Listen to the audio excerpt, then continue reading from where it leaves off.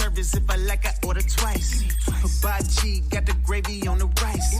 Rolling in Mexico. Pittsburgh Steelers fans, welcome into another edition of the Steelers Sunday Night Q&A. My name is Jeremy Betts. Welcome into the show where we are all about answering your questions and finding out what's really happening inside Steeler Nation. And today I've got a special guest with me. It's somebody who's really close to the action, somebody that you've probably seen a lot of information coming out of his personal account. What if you're following along the Steelers training camp trail on Twitter or X, whatever you want to call it. This is a guy who runs his own insider's website called SteelersNow.com. If you haven't checked that out, it's a great space to get fantastic coverage.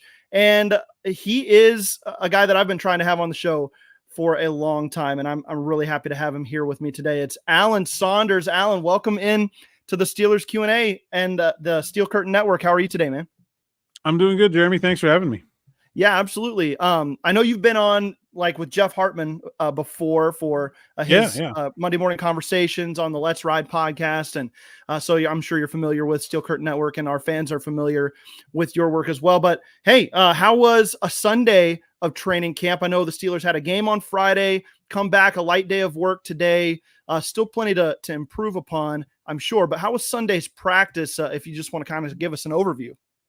Yeah, Mike Tomlin called it like a get-right day. You go in, you look at the film, you try to work on the things that you saw as negatives in that film. Obviously, you know, we saw what they were. You can't work on all of them in a practice setting, especially in a day like today where they don't have pads, but the quarterback center exchange was a focus. And we got to see some of Zach Frazier working with the first team, which is something we haven't seen a lot of so far. And then I just think individually, some guys that I think were challenged in that game stepped it up. Quez Watkins obviously really struggled. He had not only his best day of camp, he might have had the best day of any wide receiver throughout camp. Wow. Today he was incredible. He cut off multiple long touchdowns, and he was very good. And so, you just kind of hope to see guys respond to the negativity, and I think you saw that today. So pretty solid day. Again, no pads, so nothing crazy, but probably get them on tomorrow. Yeah, I think when I sit down and watch the game here just from home, right, and you're getting the broadcast, obviously, and you see the young players get in there, you see some of the sloppiness that it makes itself manifest when you're playing backups and when you're in your first action of the season, really, against another team. It's gonna happen to some degree or another. I think Mike Tomlin, though, was concerned with how sloppy it actually was, and it seemed to be beyond what he would call routine things routinely.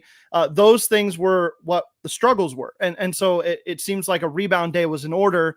I remember seeing a couple posts that there was a fumbled exchange at practice today, and that did not go over well for the coaching staff maybe. But that is something that they need to work on. And you mentioned Zach Frazier getting another opportunity. I want to bring up this question from one of our regular listeners, Danny Owens Jr. What changes to the starting lineup will be made after the first preseason game? You mentioned Zach Frazier jumping into the first team lineup today. Is that something that you could see happening more so as training camp goes along? Do you think that Herbig and Fields specifically together, their connection was enough of a problem to where Frazier stepping in could be an option for the Steelers at this point? I don't think there was any real issue between Frazier and Herbig, or between Fields and Herbig. I mean, I think, they've had how many snaps since the start of camp? I think that was the first two that I've seen Nate Herbig snap that hit the ground. He's been very reliable in that regard. Other than that, I mean, I just think this is a second-round pick, a young guy who's come on a little bit lately, and they're trying to get him an opportunity to prove himself. Will he start in the second game? I don't know. I would say probably won't start, but I think you're going to see probably him get in there while the first team is still in there. You know, usually this is a game where you see the starters play a whole first quarter. So, yeah, I think you'll see Zach Frazier get in there with the starters. And then, how he does will dictate how much he continues to get. He's still a guy that I think could start in week one. I don't think you're going to see that switch made right away, but I'd still call it possible. Yeah. Any other things you think could change after the performances in week one? I know you mentioned Quez Watkins having a bounce back day today. as a receiver. Now, as a return man, do you think his opportunity might be up in that regard, especially with Cordero Patterson coming back? Does that push people down the depth chart to punt returner that were otherwise kick returners? How do you see that playing out? Yeah, so I mean, Quez Watkins talked to us today. Actually, said he hadn't done it in a game since he was like a freshman or sophomore in college. Okay. It's like normally part of his routine. He was trying to add something to his game. Obviously, it didn't go very well. I think you can probably cross Quez Watkins off the list of punt return options for this team. But look, we all know Calvin Austin is the team's punt returner, and that's probably not going to change. So I don't really think it matters all that much. Maybe he'll get a try at kickoff return to do something different. Maybe he'll see if he can do it there. He's a guy that's interesting because he's been very up and down in his career. He's had hot and cold days. But he's never really been that much of a special teamer. I think the Steelers have really challenged him to try to add something in terms of special teams to his game if he's going to make this team. Right now there are 6 wide receivers with NFL experience. 5 wide receivers with NFL experience, and obviously the 3rd round pick, Roman Wilson, is good for the team. So that makes 6. Will they keep 6? I don't know. Certainly, if they make a trade for a wide receiver, as we've spent the last, 6 months talking about, these guys aren't. You got to find a way to separate yourself. You got to find a way to differentiate yourself. So I give Quez some credit for going out there and trying something. Obviously, it didn't work. Maybe they'll try him on kickoffs or as a gunner, or we'll see how things go there. But he does need to find a way to make an impact. He hasn't been very good at wide receiver throughout training camp either, let alone the special teams mishaps on Friday night. I thought it was much, much better today. So a really good sign for him. And he'll probably need to have a good game on Buffalo to keep himself in the conversation for that last roster spot at wide receiver. Absolutely. That's going to be a battle to the very end for those final couple spots at wide receiver. You've got guys like Dez Fitzpatrick who have come on and played well when called upon. And you even look at John Rice Plumlee getting some snaps at wide receiver today. I'm curious your thoughts on Plumlee, the athlete. Is this a guy that the Steelers could value his athletic ability enough and his versatility enough to where he could make this roster? We know that he's a high draft pick in the UFL, right? So if the Steelers were to cut him and try to bring him back on the practice squad, there's a chance they could claim the rights to him. Is that something you could see him making this roster because of? No, I can't see him making the roster. I can see him making the practice squad, though, and I think no one's going to pick the UFL over a practice. Well, the UFL doesn't happen until the spring anyway, so like he'd spend the entire year on the practice squad, and then the decision would be whether he wants to sign another contract with the Steelers or he would want to go to the UFL first. That would be his decision. He did say that the reason he picked the Steelers as an undrafted free agent was they were giving him the chance to play quarterback, and then nobody else really was. So I don't know what he's going to take to doing all this other stuff. I mean, he seems willing to do it, but he also seems like a guy that wanted a shot to play quarterback. I don't know if he's going to get that shot in a preseason game or not. It certainly doesn't seem like it right now. It seems like they're getting ready to play him at wide receiver this week, and I expect you're going to see a couple series of Russell Wilson to start, then maybe a quarter or so of Justin Fields, maybe even more, and then Kyle Allen to kind of clean things up. So I don't think he's necessarily. I can't find a way to get him on the 53-man roster, but certainly to the practice squad. Sure.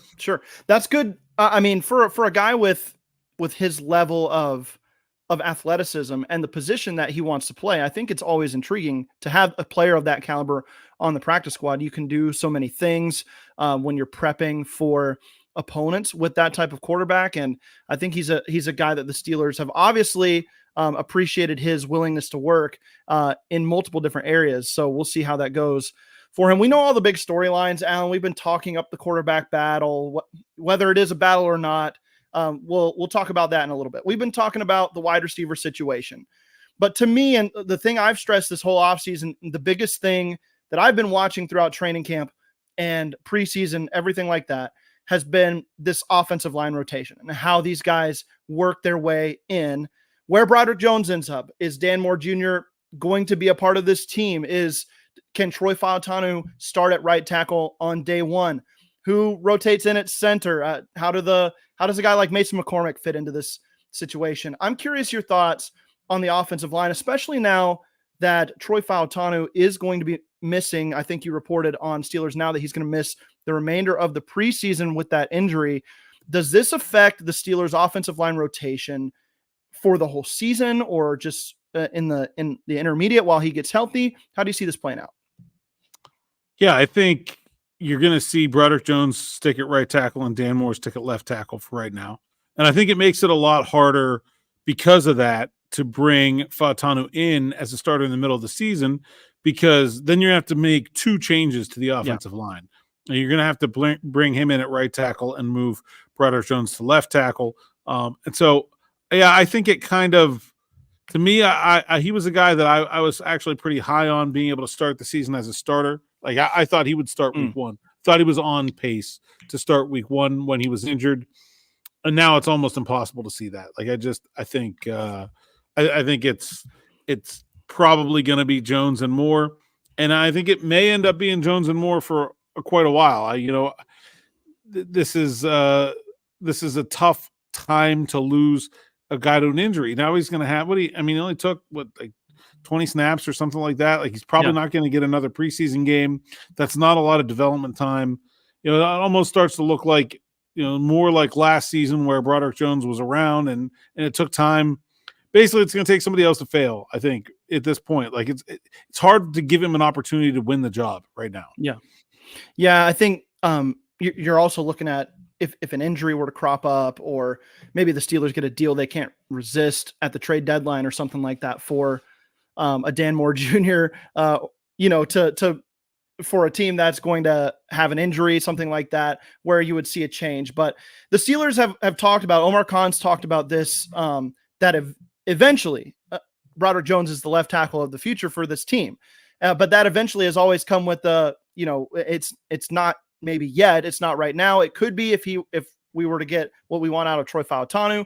But at this point, it does feel like, unfortunately, that you're going to see Broderick Jones stay at right tackle because of the unfortunate injury to Fautanu. I think that tackle group can work. What say you, though, about that with Dan Moore Jr. and Broderick Jones being your starters?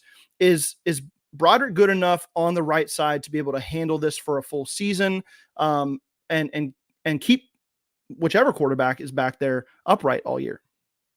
Yeah, I think Dan Moore's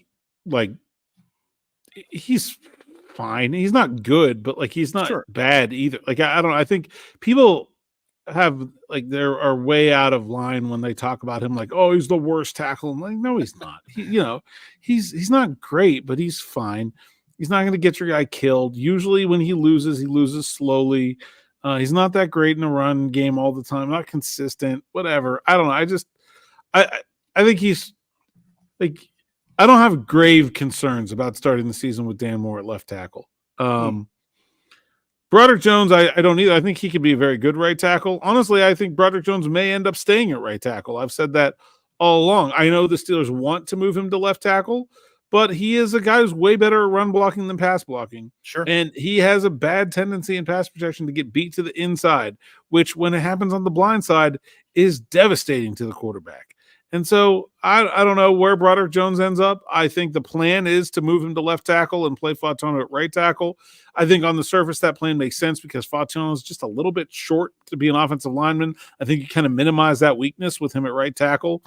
But we'll see. I think Broderick has some growing to do still. He's a young guy. He's working hard. I don't have concerns about him. He's just not proven yet. And until he is, it'll probably be a question mark as to the way things will actually end up.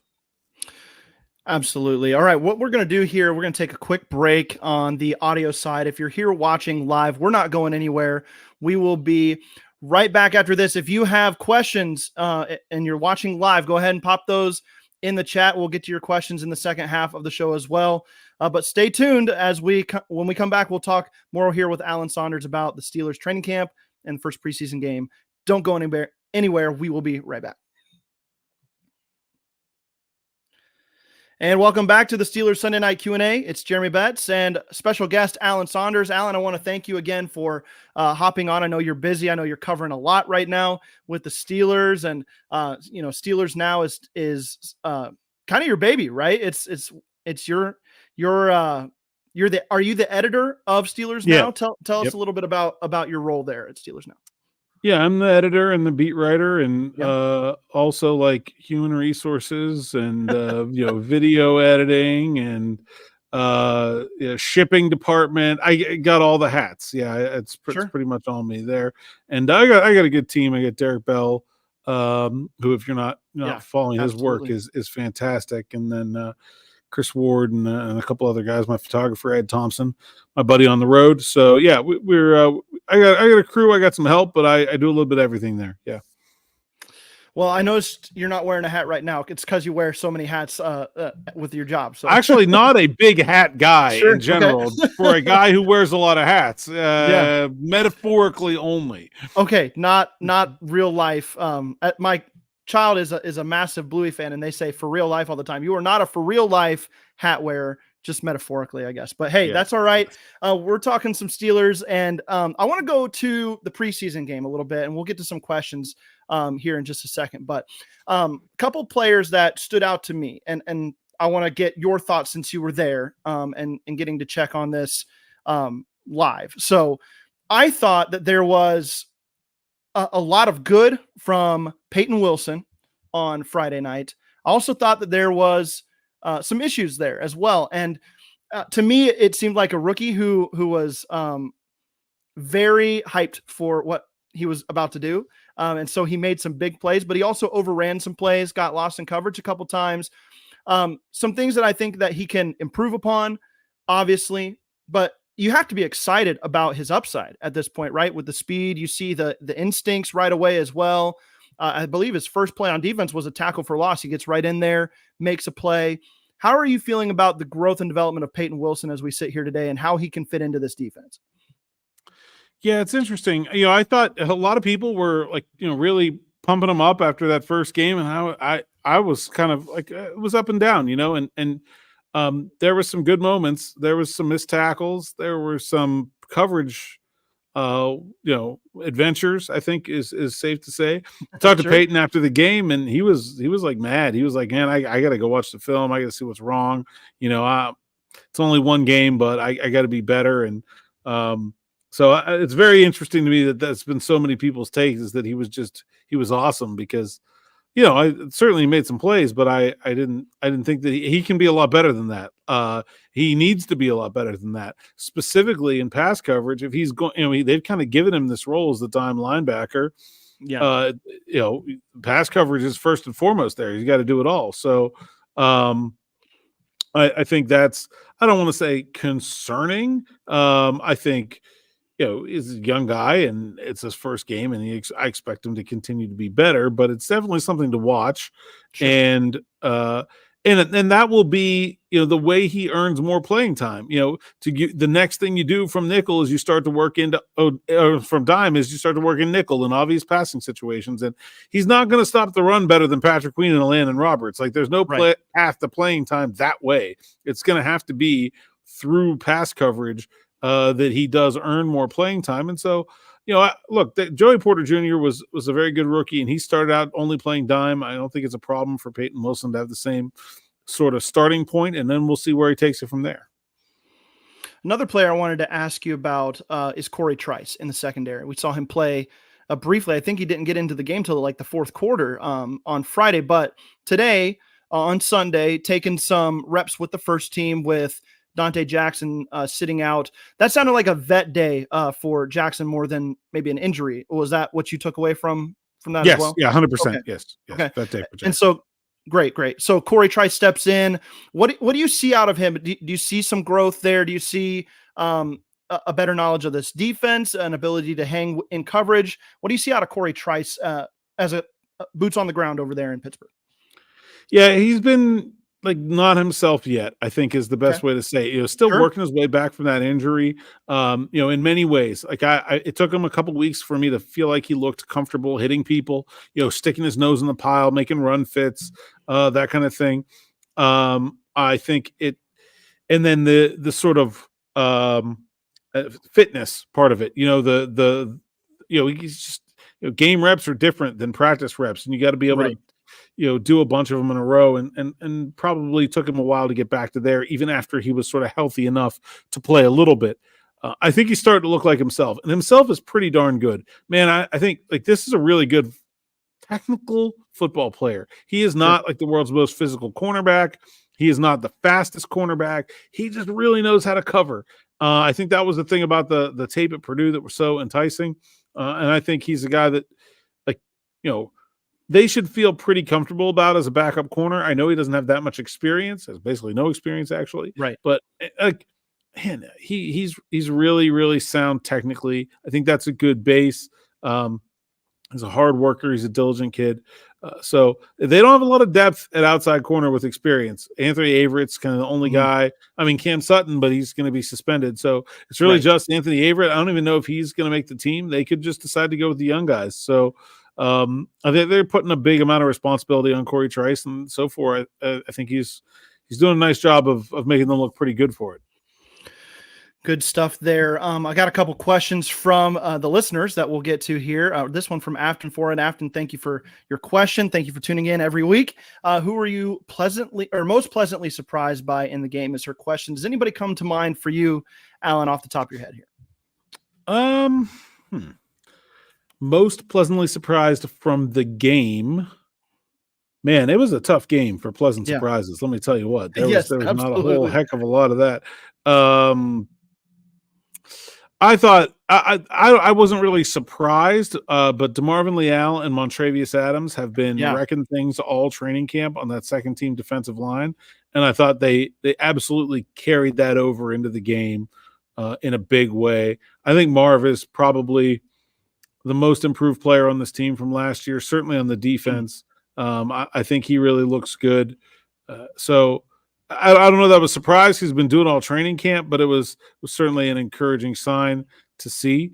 I don't know. There wasn't a whole lot of good surprises there. Cam Johnston, I guess. I don't know. It was pretty ugly game. Let me ask you about Ryan Watts in the secondary playing some safety. I thought he made a couple good plays in the game. What have you thought about Ryan Watts and how he's fit into this team so far? Man, I looked at the tape at first when they first drafted him out of Texas, and I was like, what are they doing with this guy? Same. You see like some stiff hips and some like questionable like coverage decisions, and it just didn't look like a player. And then I kind of looked at the body and I got to see the person in the spring, and I'm like, this guy's a safety. Texas has just been playing him out of position his whole life. He just looks like a safety. He's strong. He's big. He runs like really well, closing speed wise. Even if he doesn't have like deep speed, like 40 time, he can close in 3 steps because he's got long legs and long strides. And I'm like, I understand now what the plan is here. I know like Mike or whoever might have been Grady Brown came out and, we'll try him everywhere on draft night or something like that. Like, no, these guys, they're turning this guy into strong safeties. That's the only reason to draft him. And then I thought, well, maybe, 6th-round pick, maybe they'll try to get him to the practice squad, and let him take a redshirt year, give him some time to adjust to the safety position. He's never done it before. Man, I don't know. He may be pushing that timeline forward because he has not shown any bumps in the road in moving from corner to safety. It looks awesome. He looks far better as a safety than he ever did as a corner. And so he seems to like it. I think he's going to – so he's a guy that to me is way ahead of where I thought. He's someone that I think is playing his way into a 53-man roster spot. That's impressive, especially where he was drafted. And when you look at the body of work at Texas, I agree with you. When I watched the tape and when I saw the name draft, I was like, okay, wait a minute. Didn't quite get to this guy in my tape dogging for the offseason here. But I looked it up and I was like, yeah, Ryan Watts, I guess the measurables are what you're looking at here, because the tape definitely does not pop out at you in a good way at Texas. But you're absolutely right. The switch to safety is exactly what he needed. I think that's a player that is going to be interesting to continue to watch here. I want to go back to the defensive line just real quick and talk about that. My concern going into the offseason was the depth. What do you do if DeMarvin Leal doesn't work out? Is Isaiah Loudermilk a guy that you can trust? Mon Adams, he's got a good resume. Is he going to be able to take another step in this defense? So I thought depth would be maybe a concern. I'm starting to turn around on that a little bit and actually think that this might be a very deep group, especially when you consider Logan Lee and getting Dean Lowry back. I think he came back, was put on the active roster. Is that correct? Today? Activated from the pup today. Yeah. Activated from his pup first today. practice, still working his way in, just did individual work, but. Gotcha. Yeah. So I guess my question to you is, how do you feel about the depth overall on the defensive line? Maybe not as top heavy as we thought. Maybe there's some backbone to this. Yeah, it's interesting. It's kind of like they have depth players. Mm-hmm. Do they have impact players? Yeah, is the real question, right? I think we're all pretty sure Keanu Benton's one of those. Will Cam Hayward be one of those again? Probably TBD. I'm pretty bearish on. I'm bullish on his chances of at least being an elite run stopper again. I don't know if we're going to see the pass rush come back. Larry has been very up and down, and hot and cold in his time in Pittsburgh, but he has not been what I would call an impact guy in 2 seasons. And while they have depth, like Dean Lowry is going to be who he is. He's like a 8-year vet, I think. Isaiah Loudermilk is not just going to suddenly become someone else. Like this is his 4th season. He is who he is. DeMarvin Leal maybe is the one guy in that group that can kind of jump out and because he has had some untapped potential, I think, to this point, and maybe be something that he isn't. They could really use a complementary pass rusher, a third guy that can really get to the quarterback. And if Leal can do that, man, like I still don't know if they're a great defensive line, but I think they've kind of shored up at least one of the holes there. If Leal can be that kind of third guy to be a strong pass rusher behind Benton and Hayward. All right, let's do this. Let's go ahead and just pop in some names here. I've got some names in some questions. So we talk about this. Black and yellow, Texas Steel. Watts did good. How do you feel about Deuce Watts at slot? I'm going to say Deuce Watts is the guy he's talking about here. We saw a couple big catches out of him on Friday. What do you think about Deuce Watts in this wide receiver room? Had a touchdown today at the in practice as well. Okay. Actually, it wasn't a touchdown. They ruled him out at the 1, but it was like a 35 yarder. Yeah, I have a hard time getting Deuce Watts onto the 53. I just don't know which of those guys. Could he outplay Quez Watkins down the road here? Yeah, but we're already talking about that group as kind of being 1-2 heavy. I think Scotty Miller's been really good. He's probably been better than I expected him to be. I didn't see speed when I looked at him on tape, and that was kind of his thing coming out of college, and that really concerned me.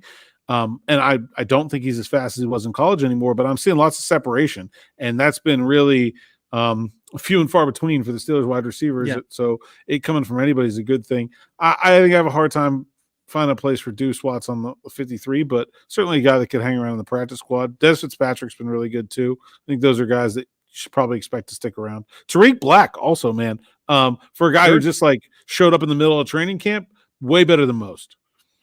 Did he suffer an injury in practice today? Yeah, okay. Hamstring, I think. Okay, gotcha. I thought I read that somewhere, but yeah, I think you've got a group of guys there that are really duking it out, and they're gonna keep fighting. They're playing well. We'll see who makes the 53 and who makes the practice squad out of that group. I got to run this by you though. My podcast partner on the Steelers Fix, I do another show that's audio only. Andrew Wilbar, he's got a nickname for Scotty Miller, calls him Scotty Bugatti. You think you can get that going around training camp?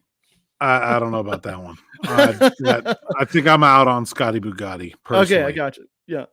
Yeah. I don't know. It hit right for me at first. I don't know if it's still doing so. We'll see. But all right. Beanie Bishop. What did you think of Beanie Bishop? Dennis Povlak asks. I thought he kind of had a tough day. He was challenged. He made a lot of tackles, which is usually not what you want when you're a cornerback. I think he'll be fine, but it was not what I would call a stellar first game. But I think I really like the player. I think he's a guy that I just have faith in that he'll figure it out, and I'm not concerned about him really at all. I think he's a guy to kind of maybe put in that position for a couple of years. Honestly, I think he can really do it. Definitely not like worse than what the Steelers have fielded there in the past couple of years. Probably, I would assume is your thought as well. Yeah, no, absolutely. Okay. Okay. So this one from X Concepts 1, I didn't notice Jack Coletto. How did he do? I saw him on the field a couple times, but I agree. I didn't really notice him too much. What did you think of Jack Coletto? Do you think he's a guy that makes this roster? He had a fumble recovery on the second Justin Fields fumbled snap, which was actually a pretty nice play. I don't know, man. They use the fullback a lot, and I think they want to have one. I'm just not sure it's going to be him. Like I see the dedication to playing a fullback. I'm not sure I've seen anything from Jack Coletto that just like screams like this is a guy you have to keep on your NFL roster. I think Michael Pruitt can do a lot of the same things. And also play tight end. I don't know. We'll see how it goes. Maybe they'll look elsewhere too. I don't know. They seem to be very insistent that they're going to play a fullback. So, I don't think I would consider Connor Hayward for the fullback. Kind of like he's not an I formation lead blocker in the whole kind of fullback. He can certainly do some pass game things, but he's not that kind of player. So, I would say right now, I would say you're keeping one of Coletto and Pruitt, but not both. Gotcha. Does that make sense? It does. It absolutely makes sense. The last guy I want to ask you about, he's one of my favorite players on the roster. I thought in the Matt Canada days, I thought that he was a guy who could even unlock what Matt Canada likes to do, and that's Darnell Washington because of his versatility as a blocker and a pass catcher. He's been, based on reports, virtually impregnable as a blocker, and I wanted to see if that registers with you as well, as if he's a guy that you cannot get by. Is he going to be a big time player? Sort of like having a battleship on the other side of your tackle. It's just, it's a long way around and you really don't want to go right down the barrels either.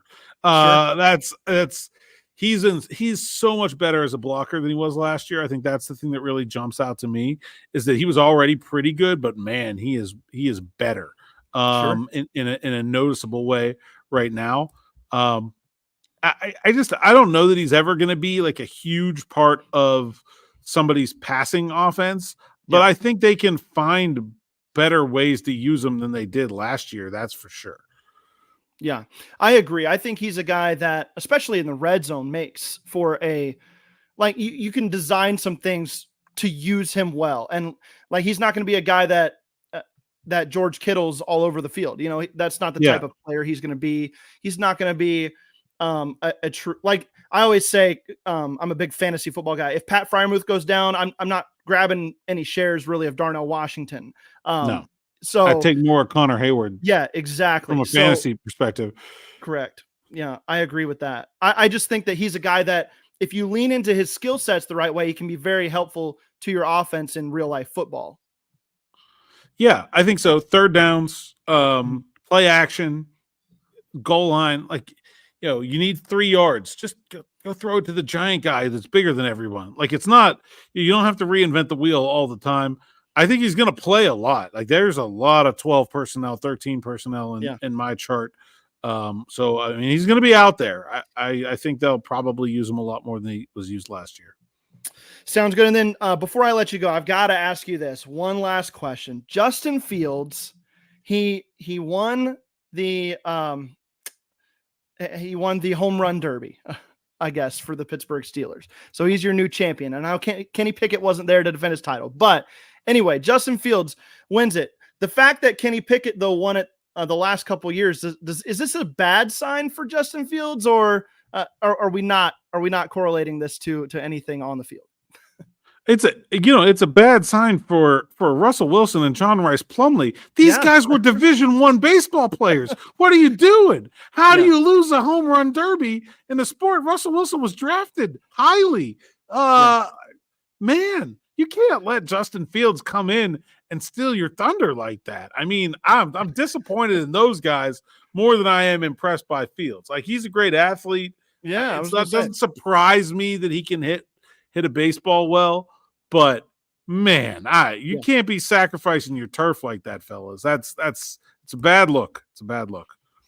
I gotta say, before we go, I'm a big Ohio State fan, so big Justin Fields fan, obviously, for those reasons. But that you'd be hard pressed to find a more impressive looking athlete at any position, anywhere in any sport than Justin Fields is, and he made sure that everybody knew about that today at the Home Run Derby. Sounds like so. Alan, thank you so much for coming on. Tell everybody where they can find your work, where they can follow you on X as well, and yeah, thanks for coming on, man. Let us know where we can find you.